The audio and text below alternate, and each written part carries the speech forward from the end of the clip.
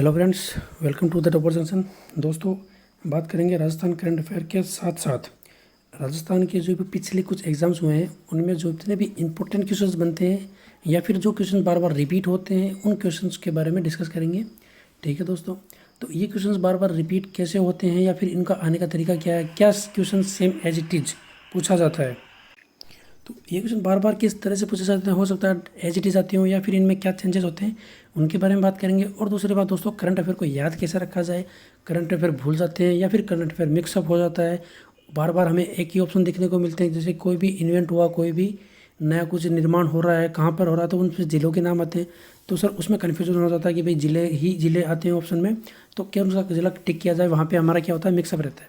तो उन सब के ऊपर बातें करेंगे दोस्तों। ठीक है, कि भाई कैसे याद रखा जाए और उनको लंबे समय तक मेमोरी में कैसे रहेगी वो चीज़ें, उनके बारे में डिस्कस करेंगे। तो शुरू करते हैं अपन जून पार्ट 7। और दोस्तों ये अपना है लास्ट पार्ट जून महीने का। जून के जितने भी करंट अफेयर थे उनको अपन ने सबको शामिल कर लिया है। एक वीडियो में अपने 10 से 12 क्वेश्चन है। तो दोस्तों 7वां पार्ट है अपना, या 7वां पार्ट, तो कम से कम अपने 75 क्वेश्चन को कवर किया है जून महीने में। तो इससे बाहर अपना करंट अफेयर कुछ भी नहीं आने वाला है। अगर फिर भी लगता है कि भाई यहाँ कुछ करंट अफेयर रह गया हो तो उसको अपन एक वीडियो और बना लेंगे, कोई दिक्कत नहीं है। ठीक है बच्चों, बात करते हैं अपन। पहला क्वेश्चन अपना, हाल ही में एमएसएमई के क्षेत्र में उल्लेखनीय कार्य करने के लिए प्रधानमंत्री नरेंद्र मोदी ने किस जिले के कलेक्टर को सम्मानित किया है। तो दोस्तों ये जो सम्मान मिला है, ये जो सम्मानित किया है, किन्होंने किया है, ये अपने प्राइम मिनिस्टर प्रधानमंत्री नरेंद्र मोदी ने किया। इसलिए इस क्वेश्चन का जो इम्पोर्टेंस है वो ऑटोमेटिक क्या होता है, इंक्रीज हो जाता है। कौन से क्षेत्र में दोस्तों, एमएसएमई के क्षेत्र में है, एमएसएमई के फील्ड में ये अवार्ड मिला है। और किनको मिला है दोस्तों, कौन सा जिला होगा, करौली, भरतपुर, टोंक या फिर अलवर। तो दोस्तों इसका राइट आंसर है करौली। ये करौली जिले को अवार्ड मिला है। ठीक है, राइट आंसर होगा इसका करौली। नेक्स्ट की बात करते हैं अपन। राजस्थान में आज़ादी का अमृत महोत्सव के तहत 20 से 26 सितंबर तक किस सप्ताह का आयोजन किया जा रहा है। मतलब ये है कि भाई आज़ादी का जो अमृत महोत्सव है वो सेलिब्रेट होगा 20 से 26 सितंबर के बीच में।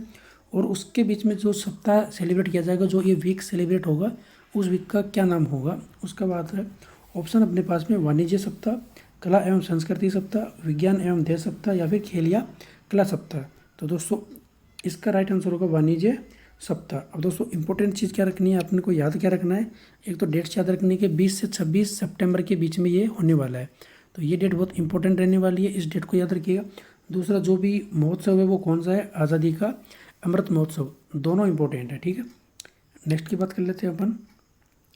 हाल ही में राजस्थान के किस जिले में पक्षी तीर्थ नामक एक 6 मंजिला रंग बिरंगा अपार्टमेंट पक्षियों के लिए बनाया गया। ये दोस्तों इंपॉर्टेंट है, ये एक अच्छी पहल है राजस्थान के अंदर कि भाई ये क्या हुआ कि भाई किस जिले में इस तरह से बनाया, किसके लिए दोस्तों। ये पक्षी तीर्थ नाम का एक अपार्टमेंट है। हो सकता है किसी एग्जाम में इसका नाम पूछा जाए कि जो बिल्डिंग बनी है, उस जो अपार्टमेंट बने हैं वो उसका नाम बताइए। तो वो उसका नाम क्या दोस्तों, पक्षी तीर्थ नाम है उसका।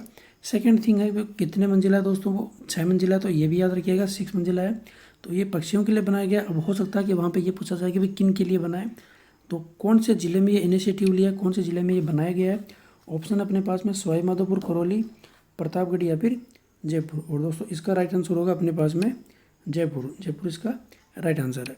नेक्स्ट की बात कर लेते हैं अपन। राजस्थान के किस जिले में साइटो सैनिटरी लैब की स्थापना की जाएगी। सीकर, कोटा, कोटा जोधपुर, जोधपुर जयपुर या फिर जयपुर बीकानेर। ठीक है, तो इसका दोस्तों राइट आंसर होगा अपने पास में जोधपुर और कोटा। ये 2 जिलों में बनाई जाएगी, राजस्थान के कोटा और जोधपुर। तो दोस्तों ये जो लैब है उस लैब का नाम याद रखिएगा। और इस लैब किससे होता क्या है या फिर किससे रिलेटेड है उसके बारे में अपन बात करते हैं।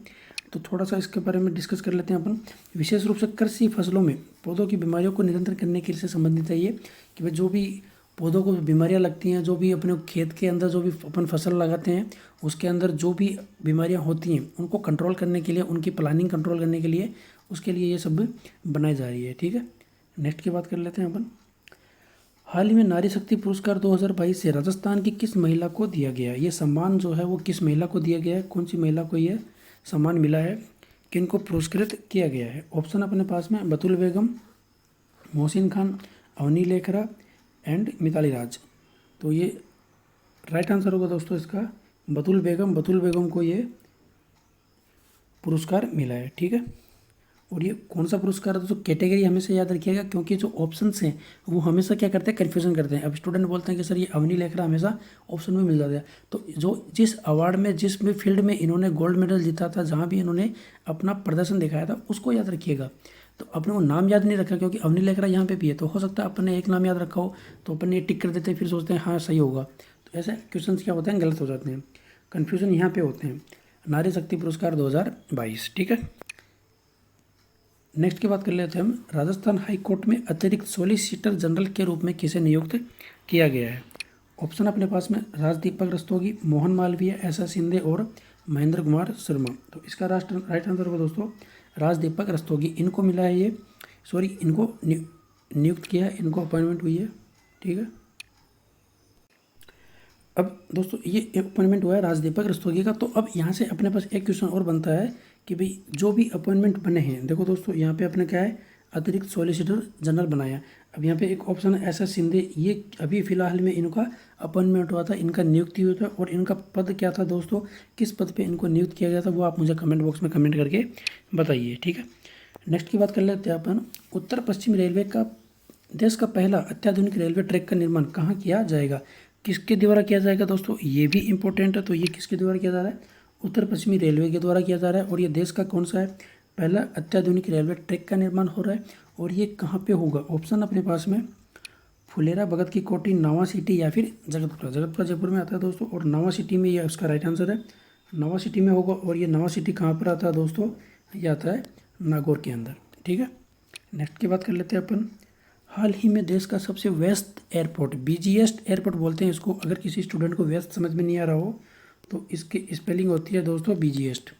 सबसे बिजी रहने वाला एयरपोर्ट, सबसे व्यस्त एयरपोर्ट की सूची में जयपुर के एयरपोर्ट को कौन सा स्थान मिला है, कौन सा प्लेस है उनका देश के अंदर? ये इंडिया की बात हो रही है दोस्तों, वर्ल्ड की नहीं हो रही। तो 5वां, 8वां, 11वां या फिर 15वां? तो राइट आंसर होगा दोस्तों इसका 15th, 15वां स्थान है। और दोस्तों यहाँ से एक क्वेश्चन और बनता है कि भाई पहले स्थान पे कौन सा है, ठीक है। तो देश में जो भी बिजी एयरपोर्ट है उनमें पहले स्थान पे कौन सा एयरपोर्ट है, ये आप मुझे कमेंट बॉक्स में कमेंट करके बताइएगा। नेक्स्ट की बात करते हैं। हेमता राम भांबू को हाल ही में पद्मश्री का अवार्ड मिला था, तो इनका संबंध किस क्षेत्र से है दोस्तों? ये इस तरह के क्वेश्चन दोस्तों स्टार लगा लीजिए, हर एग्जाम में इस तरह का कम से कम एक क्वेश्चन पूछा जाता है, जिनका संबंध किसी न किसी क्षेत्र से होता है, किसी न किसी फील्ड से होता है। और वो प्रेजेंट में क्या रहते हैं, लाइमलाइट में रहते हैं भाई, जो भी प्रेजेंट में क्या होते हैं, हाईलाइटेड रहते हैं। तो यहाँ पे देखेंगे अपन, तो नाम याद रखिएगा, नाम क्या है इनका, हेमता राम भांबू। और इनका संबंध किस क्षेत्र से है? ऑप्शन अपने पास में खेल से है, राजनीति से, पर्यावरण से या फिर शिक्षा से। तो दोस्तों इसका राइट आंसर होगा पर्यावरण से। इनका संबंध किनसे है? पर्यावरण फील्ड से है। नेक्स्ट की बात करते हैं अपन। तेरापंथ धर्म समाज के धर्म संघ के आचार्य महाश्रमण के नाम से देश का पहला खेल स्टेडियम कहाँ बनाया जा रहा है? ये दोस्तों स्टार लगा लीजिए, ये भी इंपॉर्टेंट है, ठीक है। तो एक तो यहाँ पे 2-3 क्वेश्चन बन रहे हैं। एक तो यहाँ पे है कि भाई कौन सा धर्म है, तेरापंथ धर्म संघ है, ये नाम याद रखिएगा। इस नाम से हो सकता है कि भाई अपने को पूरा ऑप्शन क्वेश्चन पढ़ के और ये ऑप्शन पूछ लिया जाए भाई कौन से धर्म से संबंधित था, ठीक है। तो धर्म का याद नाम क्या है? और दूसरा आचार्य का नाम याद रखिएगा, महाश्रमण, ये आचार्य का नाम है। तो देश का पहला है, ये इसलिए इम्पोर्टेंट है। जो भी चीज़ें पहली बार होती है वो हमेशा क्या रहती है, इंपॉर्टेंट रहती हैं। तो देश का पहला खेल स्टेडियम बनाया जा रहा है, कहाँ पे बनाया जा रहा है दोस्तों?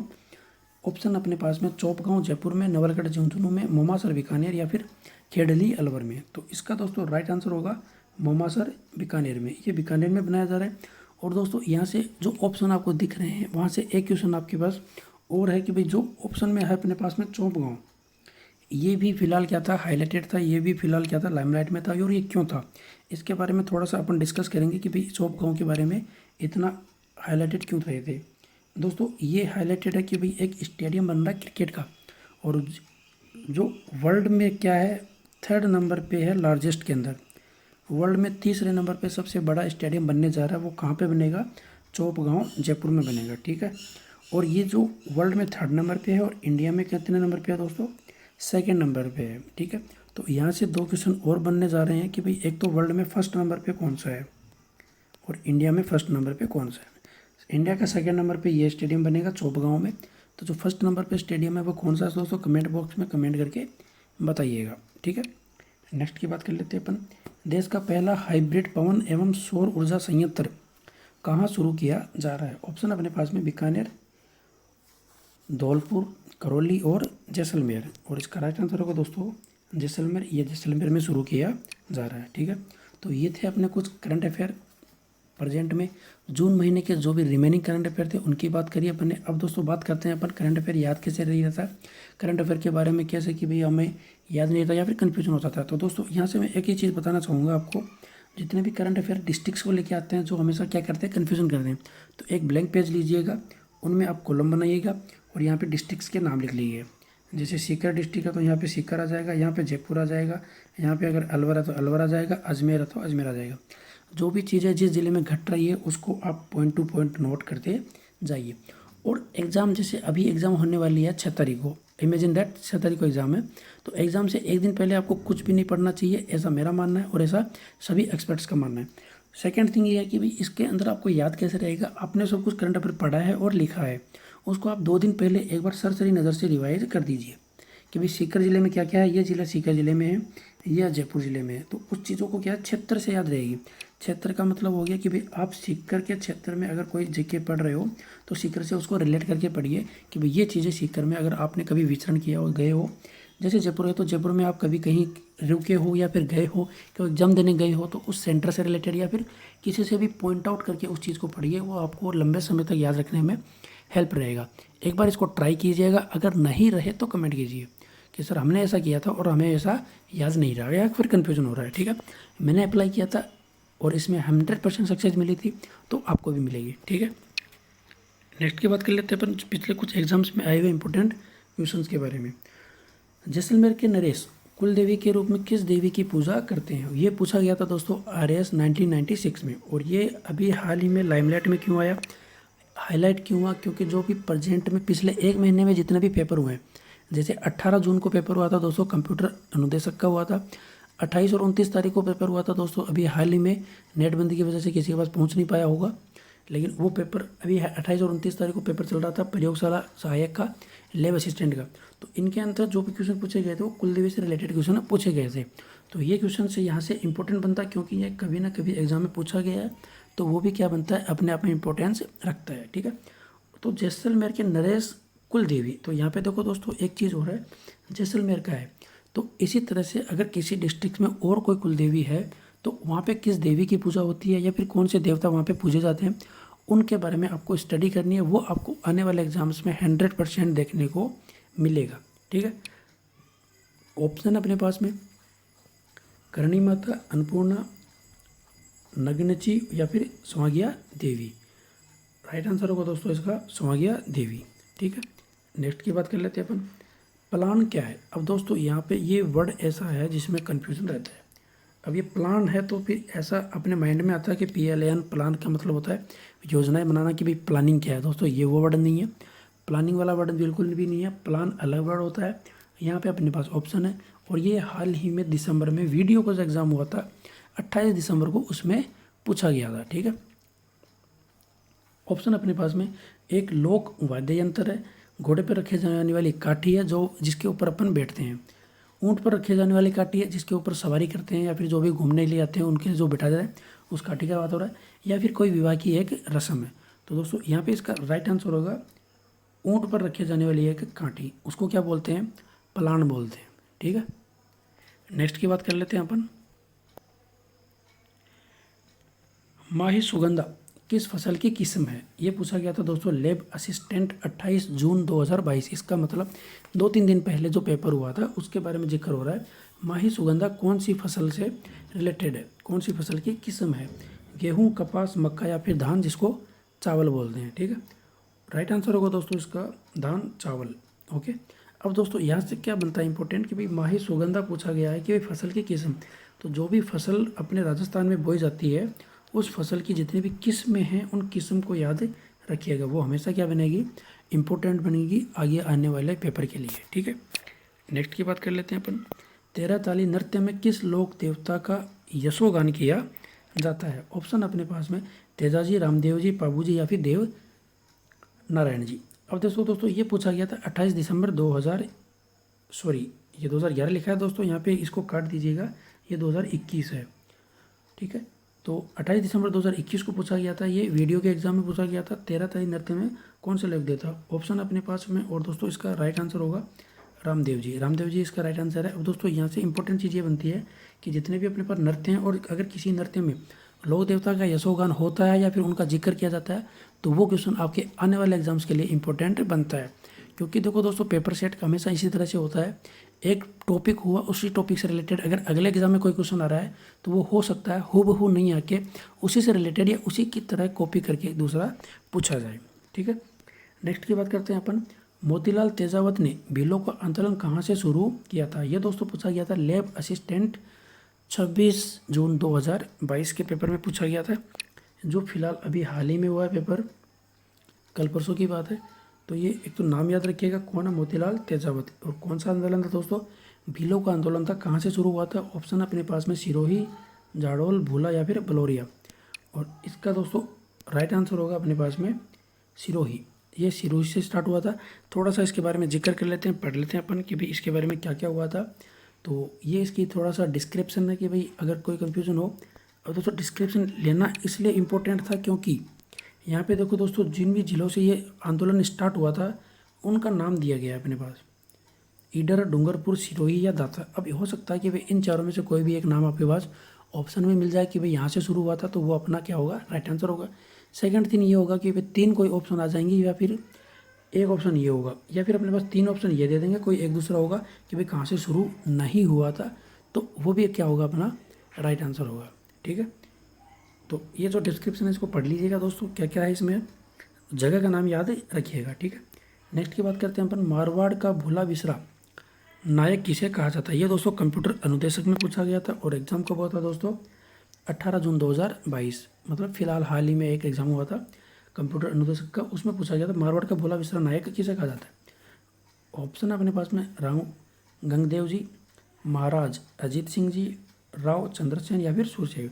और इसका राइट आंसर होगा दोस्तों राव गंगदेव जी। ठीक है, तो ये थे दोस्तों अपने पास कुछ इंपॉर्टेंट क्वेश्चंस, करंट अफेयर और कुछ पिछले एग्जाम्स में आए हुए महत्वपूर्ण प्रश्नों के ऊपर अपने डिस्कस किया है, और उनको याद कैसे रखा जाए उनके बारे में जिक्र किया था। और दूसरी बात, जो भी क्वेश्चंस पिछले एग्जाम्स में पूछे गए थे वो फ्यूचर में किस तरह से आ सकते हैं उनके बारे में अपन ने बात की है। ठीक है, नेक्स्ट वीडियो में बात करेंगे अपन जुलाई महीने के बारे में।